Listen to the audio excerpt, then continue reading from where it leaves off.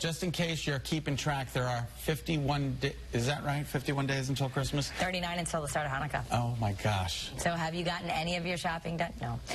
Here to talk about ways to shop more safely. See, I was waiting for John Holt to come because he's the CEO of the Nutmeg State Financial Credit Union. He's going to make sure that we can shop more safely. Really all there is to the holidays? No, I know. This is and that's why this year I'm going to celebrate them. That's why I'm putting up my Christmas tree this weekend. There you go. Start early. I'm going to start early, and I'm going to sit and enjoy it the whole season. Yeah. But I bought my my Christmas tree with my credit card. Okay. And I did it online, but you know, I typically, but my card has that chip. Is that going to help me in any way? Yeah, so the chip technology that's been put in place on most debit and credit cards are basically something to encrypts the information coming from the retailer and passes through the card. So whereas before the magnetic strip, if you use it, that information is usually kept on the strip, or it's passed right to the retailer, and there isn't any encryption. It was just there, all of the information. So the chip cards are definitely more secure to use for that reason. What about using mobile pay? I mean, a lot of us might have Apple Pay on our phone or other kinds of systems that you're transferring through your bank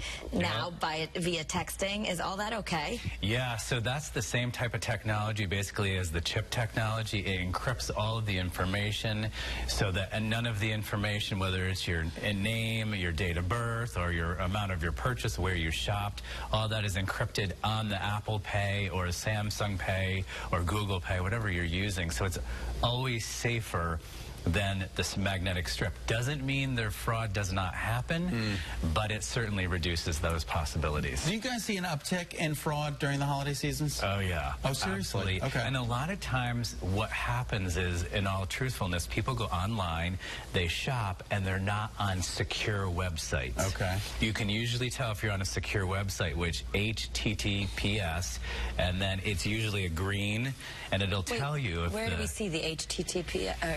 Up on the address, the web address. In the browser. Okay. Yeah, if we don't see that, it's maybe not secure. Yeah, and it'll say if it's green or red, and you'll know whether or not. A lot of times the new software will tell you if it's a secure website or not. That's where you need to be careful when you shop online for unsecured websites, because that's where the information can get lost to somebody. Are most of them secure? For shopping at the bigger places like Amazon or the department stores on their online sites, are most of those safe? Oh, yes. Okay.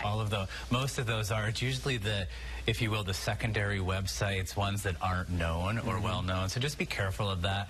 Google, you know, what a secure website is. You'll see all of the information, and just make sure that when you're shopping online, you understand those things. You know, transactions won't happen on my bank on my card for like a day or two. Yet I go on every day and I check my statement. That is good. That's good.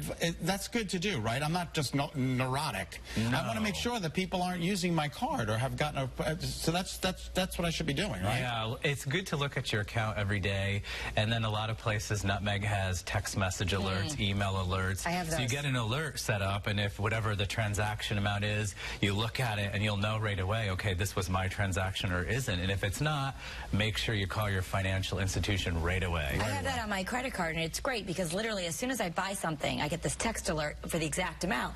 So I know it's me, but if I get a text alert that somebody just bought something on my credit card and I'm at work, then you know immediately, call the credit card, someone's got your number.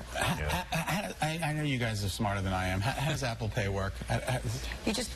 You basically take your credit card or your debit card, you scan it into the wallet. Okay. And basically it functions the same way. It's just the technology is so much safer, and it's just easier. You're just putting your phone up to one of the terminals and it beeps and your transaction goes through. You just don't have to put the card into the machine. So you don't do you have to load it, or it just comes off your credit card?